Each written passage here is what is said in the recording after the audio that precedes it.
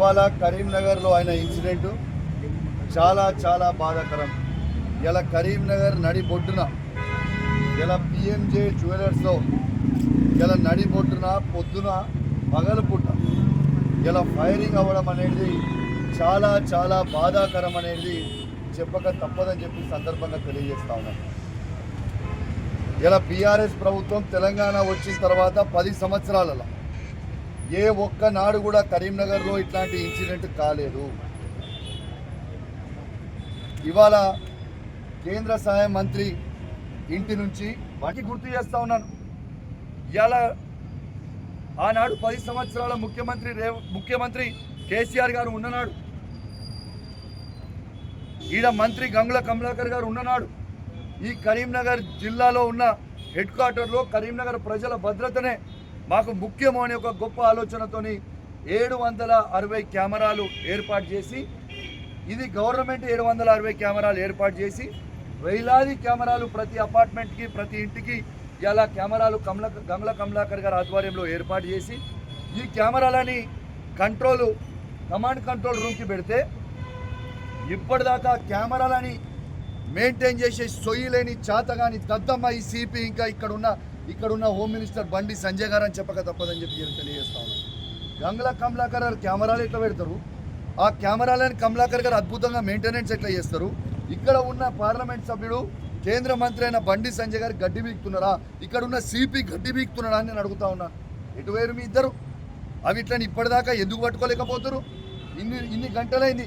కూతవేట దూరంలో మరియు సిపి గారి ఇంటి నుంచి కూతవేట దూరంలో ఇవాళ ఈ ఇన్సిడెంట్ జరిగింది అంటే దీని అర్థం ఏంటిది? అసలు భద్రత అనేది ప్రభుత్వంలో ఉన్నదా లేదా?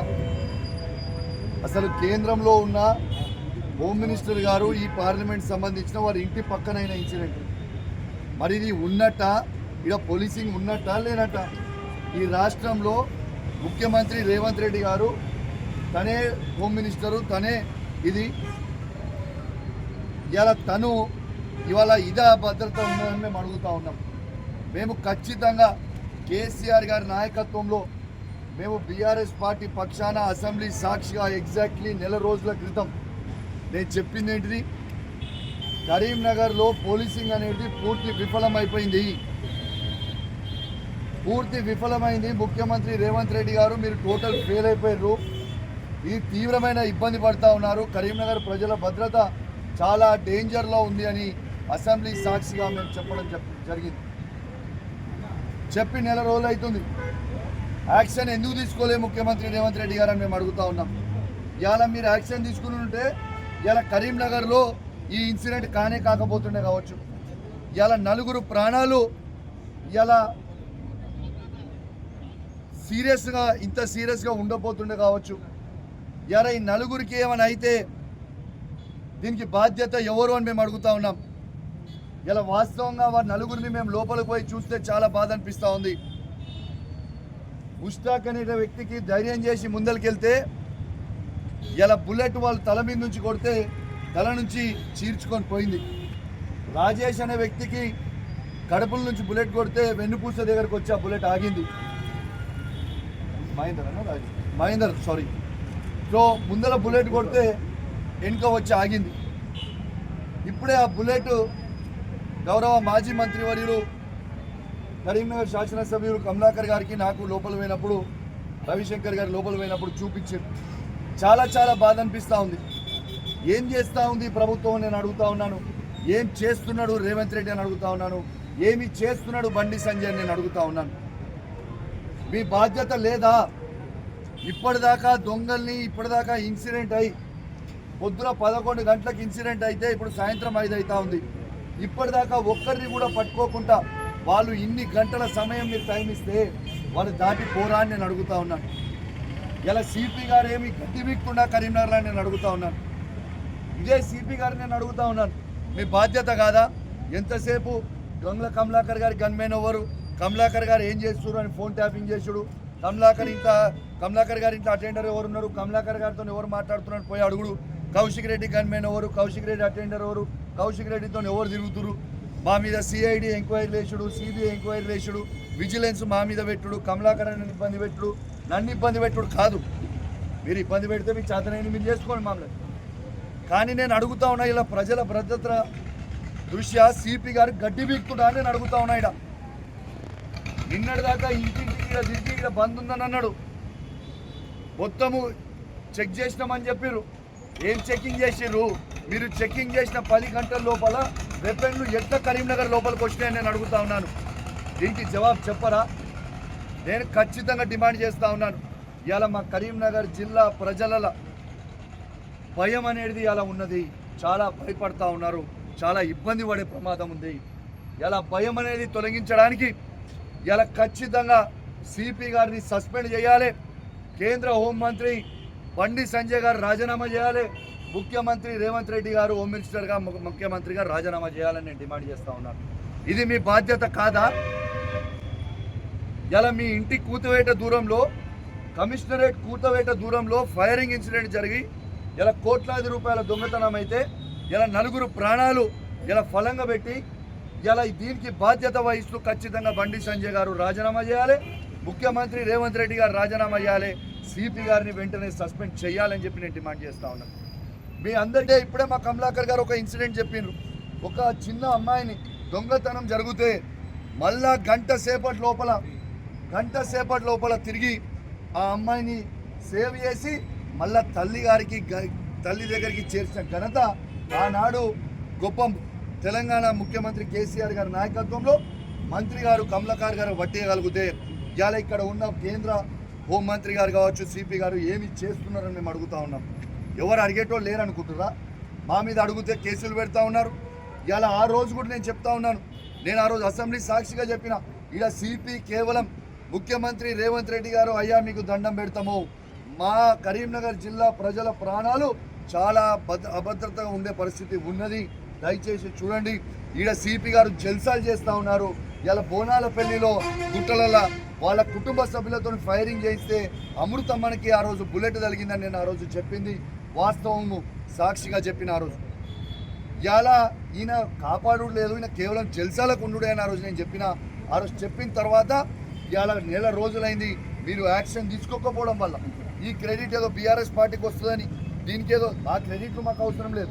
మా ప్రజల భద్రత ముఖ్యం. మేము చెప్పింది ఆనాడిది ఆయన చేసింది, ఇలా ఇన్సిడెంట్ అయింది. ఇది నిజమా కాదా? ఇది ఇంటెలిజెన్స్ ఫెయిలియరా కాదా అని నేను అడుగుతా ఉన్నాను. ఇది సిపి గారి ఫెయిలియరా కాదా అని అడుగుతా ఉన్నాను. బండి సంజయ్ గారు, రేవంత్ రెడ్డి గారు సిపి గారి ఫెయిలియరా కాదా ఇలా ప్రజలు కూడా ఆలోచన చేయాలని నేను విజ్ఞప్తి చేస్తూ ఉన్నాను. ఇలా దీంతో పాటు ఆనాడు కేసీఆర్ గారు, మంత్రి గంగ్ల కమలాకర్ గారు ఆ రోజు ఉన్ననాడు ఇంటర్స్పెక్ట్రా అనేది ఒకటి పెట్టిరు. ఇంటర్స్పెక్ట్రా అంటే ఏంది? ఆ రోజు గంగ్ల కమలాకర్ గారు కేసీఆర్ గారి నాయకత్వంలో వారి ఆదేశాలతోని ప్రతి చౌరస్తాలో పోలీసు వాళ్ళని పెట్టిరు. ఆ పోలీసు వాళ్ళు ఏం చేస్తారు? ఒకరు హోంగార్డ్ ఉంటారు, ఒకరు కానిస్టేబుల్ ఉంటారు, ఒకరు ఏఎస్ఐ లెవెల్ అధికారి ఉంటారు. AK-47 వెపన్తో వాళ్ళు ఒక స్కార్పియో వెహికల్ పెట్టుకొని ప్రతి చౌరస్తాల మెయిన్ సెంటర్స్ ఎక్కడైతే ఉంటాయో వాళ్ళు AK-47 వెపన్ పెట్టుకొని కూర్చుంటారు. ఇట్లాంటి ఇన్సిడెంట్స్ అయితే ఇలా వాళ్ళకి రక్షణ కల్పించాలి మన ప్రజలకి అని ఒక ముఖ్య ఉద్దేశంతో ఆనాడు కేసీఆర్ గారు పెట్టిర్రు. గంగ్ల కమలాకర్ గారు కూడా కరీంనగర్లో సహకరించారు. ఆయన పెట్టిన తర్వాత ఇవాళ ఆ రోజు పెట్టినవి వీళ్ళ ప్రభుత్వం రాగానే ఎందుకు రద్దు చేసిండు ఇంటర్స్పెక్ట్రా అని ఎందుకు రద్దు చేశారని నేను అడుగుతా ఉన్నాను. మీరు ఇలా నిజంగా ఆనాడు కేసీఆర్ గారు పెట్టిన ఇంటర్స్పెక్ట్రా ఉండుంటే ఇలా ప్రతి చౌరస్తా మీద ఇలా కరీంనగర్ చౌరస్తాలో ఉండేది. ఆ దొండగులు ఎవరైతే ఫైరింగ్ చేసి పోయారో ఇలా 1 నిమిషంలో దొరికేది కదా, అర్ధ గంటలోనే దొరికేది కదా. అది ఎందుకు రాగానే మీరు రద్దు చేసి రేవంత్ రెడ్డి గారు అని మేము అడుగుతా ఉన్నాం. దేనికోసం రద్దు చేసిర్రు? ప్రజల భద్రత కంటే ఇంపార్టెంట్ ఏంటిది? ప్రతిదీ కేసీఆర్ గారి పేరు వస్తుంది, కేసీఆర్ గారు పెడతారు, కేసీఆర్ గారికి వస్తుంది, కేసీఆర్ గారి పేరు ఉండొద్దు, పోవాలి. ఇది హామీ చేసేది. కరీంనగర్లో ఇలా ఇంత ఇబ్బంది పడుతున్నారు ప్రజలు అంటే ఇది హామీ చేసేది. ఇలా పాపం ఆ 4 కుటుంబ సభ్యుల ఆవేదన, వారి పిల్లల ఆవేదన చూస్తూ ఉంటే కడుపు రగిలిపోతూ ఉంది, మసిలిపోతూ ఉంది, పాపం అనిపిస్తూ ఉంది. ఇలా కరీంనగర్ నడి బొడ్డునే ఇలా సేఫ్టీ లేకపోతే మీరు చేసేది ఏంటిది అని నేను అడుగుతా ఉన్నాను. ఖచ్చితంగా మరొకసారి మా కరీంనగర్ ప్రజల పక్షాన, మొత్తము ఉమ్మడి కరీంనగర్ జిల్లా ప్రజల పక్షాన నేను డిమాండ్ చేస్తూ ఉన్నాను. ఇవాళ మా బీఆర్ఎస్ పార్టీ పక్షాన కూడా డిమాండ్ చేస్తూ ఉన్నాను. వెంటనే కేంద్ర హోంమంత్రి అయిన బండి సంజయ్ గారు రాజీనామా చేయాలి. రేవంత్ రెడ్డి గారు రాజీనామా చేయాలి, ఇలా సిపి గారిని సస్పెండ్ చేయాలి. ఇది గ్యారెంటీగా కావాల్సిన విషయము. దీన్ని ప్రభుత్వము సీరియస్గా తీసుకోవాలి. ఇప్పుడు కన్నా సీరియస్గా తీసుకోండి. ఖచ్చితంగా ఈ 4 పేషెంట్లకి ట్రీట్మెంట్ మొత్తం కూడా గవర్నమెంటే బేర్ చేయాలి. వాళ్ళకి ఒక్క రూపాయి లేకుండా ఖచ్చితంగా వాళ్ళకి మొత్తం కూడా ఇలా గవర్నమెంటే వాళ్ళ ఎక్స్పెన్సెస్ బేర్ చేయాలని వాళ్ళ పక్షాన కూడా నేను డిమాండ్ చేస్తూ ఉన్నాను. ఇలా వెంటనే మాత్రం యాక్షన్ తీసుకోవాల్సిన అవసరం ఉన్నది. దీన్ని మీరు పెట్టకపోతే మాత్రం చాలా సీరియస్గా ఉంటుంది. ఇలా ఎంత సిగ్గుచేటు అంటే ఇలా మేము ప్రజాప్రతినిధులుగా ఇలా అసెంబ్లీలో వినకపోతే ఇలా మాకు సిగ్గు అనిపిస్తూ ఉంది. రేవంత్ రెడ్డి గారి ప్రభుత్వంలో ఇలా నిజంగా ప్రజలందరూ కూడా భయాందోళనై ఇబ్బంది పడుతూ ఉన్నారని చెప్పక తప్పదు. వెంటనే ఆ దుండగులని వెంటనే అరెస్ట్ చేయాలి. కరెక్ట్గా పోలీసు వాళ్ళ నిఘా ఎంత అద్భుతంగా ఉందంటే కరెక్ట్గా 11 o'clockకి ఇన్సిడెంట్ అయింది. 10:55 11 o'clockకి వాళ్ళు దొంగలు లోపల ఎంటర్ అయ్యారు. దానికంటే జస్ట్ ఒక 30 minutes ముందే 200 meters ముందే కేంద్ర హోంమంత్రి ఇనాగ్రేషన్ చేస్తాడు. అక్కడ ఎగ్జాక్ట్లీ 200 meters దూరంలోనే ఇనాగ్రేషన్ చేస్తారు బండి సంజయ్ గారు. అప్పుడు ఫుల్ సెక్యూరిటీ. మరి ఎక్కడ వేరు అప్పుడు అయిన 20 minutes 30 minutes ముందు మీరు అందరూ అక్కడనే ఉన్నారు కదా. మరి అక్కడ ఉంటే అక్కడ ఇన్సిడెంట్ ఎట్లయింది? నిన్న మీరు మొత్తము ఆ చెకింగ్లు చేసిన దాంట్లో ఎవరు బండి మీద వేయండో ఆ ఆటో వాళ్ళని పెట్టుకొని ఇబ్బంది పెట్టుడు, లారీ వాళ్ళని పట్టుకొని ఇబ్బంది పెట్టుడు, లేకుంటే బైక్ మీద పోయే పేదోళ్ళని ఇబ్బంది పెట్టుడు కాదు. సిపి గారు నీకు దమ్ము ధైర్యం ఉంటే ఇట్లాంటి ఇన్సిడెంట్స్ కాకుండా చేయి. ఎంతసేపు నీ జల్సాలు చేసుడు, ఎంతసేపు ప్రజలకి రక్షణ కల్పించకుండా నీ జల్సాలు చేసుడు, నువ్వు ఫైరింగ్లు చేసుడు, ఇలా లేకుంటే ఇక్కడ ఉన్న కానిస్టేబుల్ చూసి హైదరాబాద్లో పెట్టించు. ఇవి కాదు మాకు కావాల్సింది. రేవంత్ రెడ్డి గారు మీకు అసెంబ్లీ సాక్షిగా చెప్పినాం ఇది చేసేది దొంగలు అని.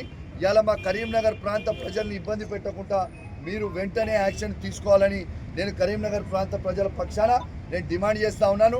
ఆనాడు కేసీఆర్ గారి నాయకత్వంలో, గంగుల కమలాకర్ గారి నాయకత్వంలో ఒక్క ఇన్సిడెంట్ కూడా కరీంనగర్లో కాలేదు. ఇలా కేంద్ర మంత్రి అయిన బండి సంజయ్ గారు ఉండగా, రేవంత్ రెడ్డి గారు ఉండగా ఇలా ఇన్సిడెంట్లన్నీ అయితేలేవా? ఇలా ప్రజల్లారా ఆలోచన చేయండి అని విజ్ఞప్తి చేస్తూ ఉన్నాను. ఇలా కమాండ్ కంట్రోల్ రూమ్లో ఇలా సివి ఆనంద్ గారు మీరు కొత్తగా డీజీపీ అయింది. ఇలా కమాండ్ కంట్రోల్ రూమ్లో మా 760 కెమెరాలు ఇలా పనిచేస్తున్నాయా పనిచేస్తలేవా? పనిచేస్తుంటే ఆ 760 కెమెరాలు పనిచేస్తుంటే ఆ విజువల్స్ మీరు పబ్లిక్కి రిలీజ్ చేయండి. అంటే మీరు మెయింటెనెన్స్ చేస్తలేరా? లేకుంటే ఆ పబ్లిక్కి అది ఏం చేస్తూ ఉన్నాడు? మరి ఇక్కడ ఉన్న సిపి గడ్డి వీక్తున్నాడా? రేవంత్ రెడ్డి ఏం చేస్తుండు? ఇది ఖచ్చితంగా ప్రజలకి మీరు జవాబు చెప్పాల్సిన అవసరం ఉన్నది. ఇలా కేసీఆర్ గారేమో అన్ని చేసి పెడుతుంటే మీరు మొత్తం ఖరాబ్ చేసుకున్నాడు, ప్రజలను ఇబ్బంది పెట్టుడు, భయప్రాంతాలకు చేసుడు చాలా చాలా బాధాకరం. దీన్ని వెంటనే ఇలా వాళ్ళకి కూడా ఖచ్చితంగా ఇలా ప్రతి కుటుంబానికి రేవంత్ రెడ్డి గారు చేసిన తప్పు మేరకు, ఇలా సిపి గారు చేసిన తప్పుల మేరకు ఇలా 4 కుటుంబాలు సఫర్ అవుతారు. కాబట్టి ఆ 4 కుటుంబాలకి 1 crore rupees మీరు ఇవ్వాలని ఆ కుటుంబాల పక్షాన నేను డిమాండ్ చేస్తూ ఉన్నానని చెప్పి ఈ సందర్భంగా తెలియజేస్తూ మరియు సెలవు తీసుకుంటా ఉన్నాను. ఇలా వారి కుటుంబ సభ్యులందరూ కూడా వాళ్ళకి కూడా ఎవరు కూడా అధైర్యపడాల్సిన అవసరం లేదు. మీకు ఖచ్చితంగా మా శాసనసభ్యుడు గంగుల కమలాకర్ గారు, మీకు వారితో పాటు మేము, మా రవిశంకర్ గారు, రసమయ్య గారు, మా బీఆర్ఎస్ పార్టీలు ఉన్న ప్రతి ఒక్కరం కూడా మీకు అండగా ఉంటాం. మీరు ధైర్యంగా ఉండండి. ఎవరు ధైర్యం కోల్పోవాల్సిన అవసరం లేదు. ఖచ్చితంగా మీకు మీ కుటుంబాలకి మేము అండగా నిల్చుంటామని ఆ కుటుంబ సభ్యులకు కూడా లోపల మేము ధైర్యం చెప్పొచ్చినాం. ఇప్పుడు కూడా మీడియా ద్వారా కూడా వాళ్ళకి చెప్తా ఉన్నాం, ఖచ్చితంగా మీకు అండగా ఉంటాం.